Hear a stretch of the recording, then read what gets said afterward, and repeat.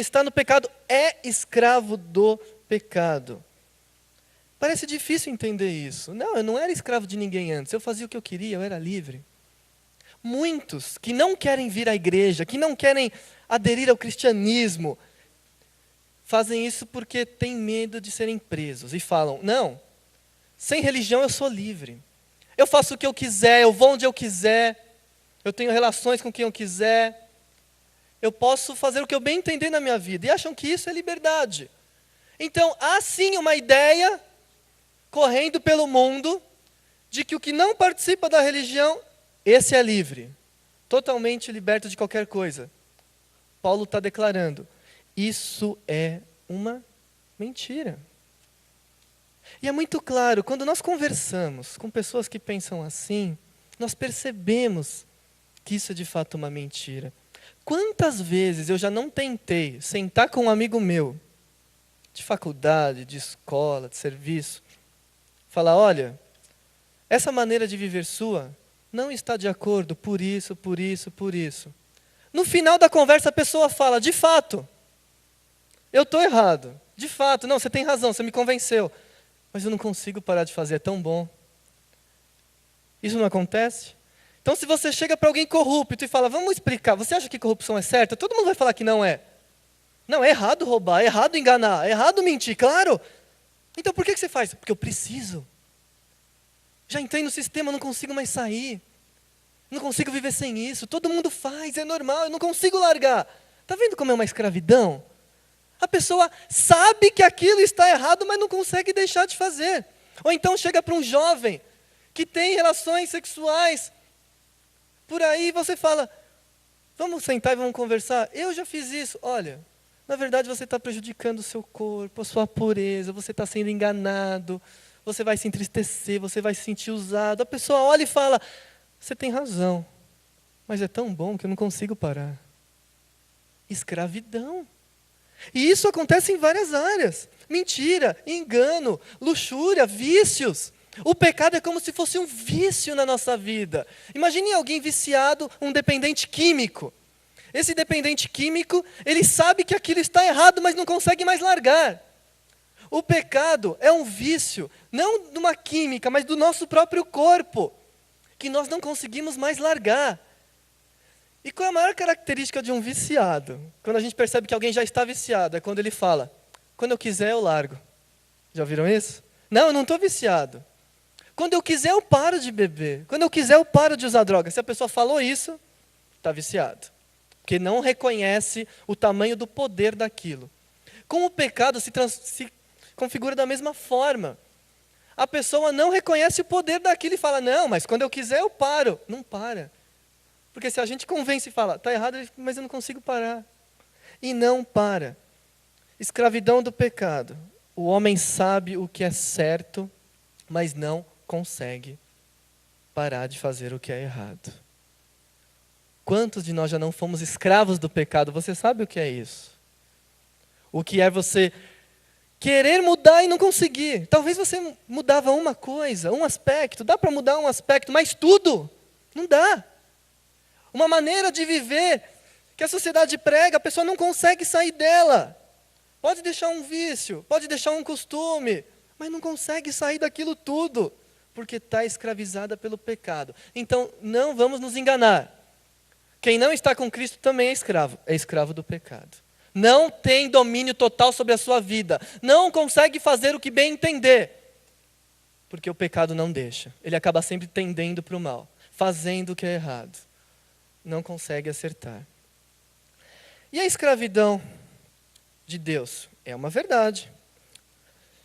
Versículo 18, nós lemos o seguinte: vocês foram libertados do pecado e se tornaram escravos de Deus para fazer o que é direito. Está muito claro. Quem não é mais escravo do pecado, se tornou escravo de Deus. Vamos ler mais um texto?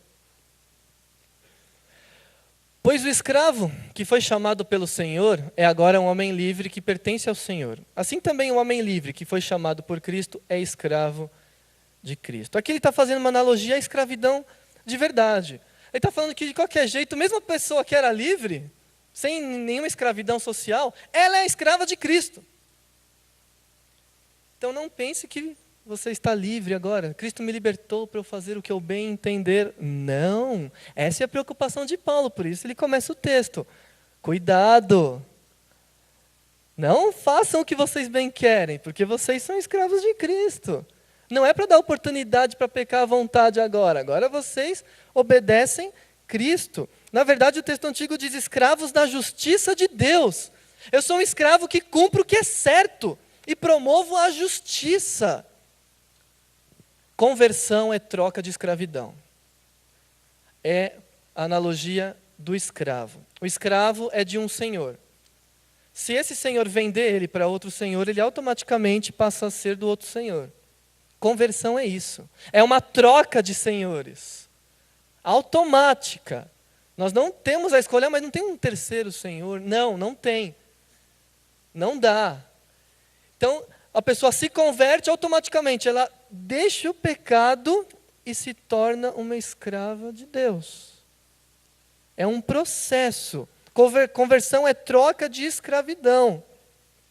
Paulo reconhece que é uma figura dura de entender. Falar que eu sou escravo, falar que eu estou preso. Escravo é uma simbologia negativa, não é mesmo? De alguém acorrentado, de alguém que trabalha triste, de alguém que apanha. Paulo sabe isso, ele não queria usar essa figura. Mas ele afirma, no versículo 19, que ele usou com um objetivo. Falo com palavras bem simples, porque vocês ainda são fracos. Ele está usando uma analogia da vida, do dia a dia, porque eles ainda eram fracos. Ele está mostrando para os romanos, vocês correm o risco de voltar à escravidão antiga. Então vocês precisam entender que já foi feita uma opção pela escravidão nova. E o escravo, quando muda de senhor, não volta mais atrás. Ele agora pertence àquele senhor. Então tomem cuidado, porque agora vocês não podem mais voltar. Vocês agora estão em um outro tipo de escravidão. É apenas uma analogia, o perigo de voltar. Agora eles se entregaram a um novo Senhor. Então só existe essas duas escravidões. Por isso que ser livre é entender que eu sou escravo. Entenderam bem isso? Ser livre é entender que eu saí da escravidão do pecado e agora eu obedeço a Deus. Mas, para entender melhor ainda, ponto 2, liberdade significa oportunidade para obedecer a Deus. No versículo 17 ele fala que nós obedecemos agora a Deus com o coração. Então, na verdade, nós temos o desejo de obedecer. Ser liberto do pecado é uma oportunidade para correr e obedecer a Deus assim que eu puder.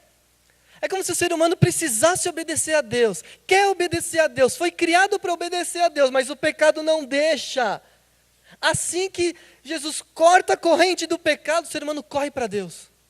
Porque essa é a única alternativa. Ele corre, ele quer fazer a vontade de Deus. E agora ele obedece de todo o coração. Ele ama obedecer a Deus.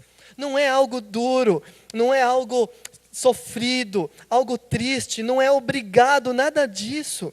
Por isso, no versículo 17, Paulo dá graças a Deus e fala, graças a Deus vocês foram libertos. Ele não está falando, se conformem, porque vocês vão continuar sofrendo, sendo escravos. Que difícil que vai ser isso. Não. Graças a Deus, rendemos graças a Deus, porque agora vocês podem fazer o que vocês gostam de fazer, de todo o coração, que é obedecer a Deus. Vocês foram criados para isso e agora estão fazendo.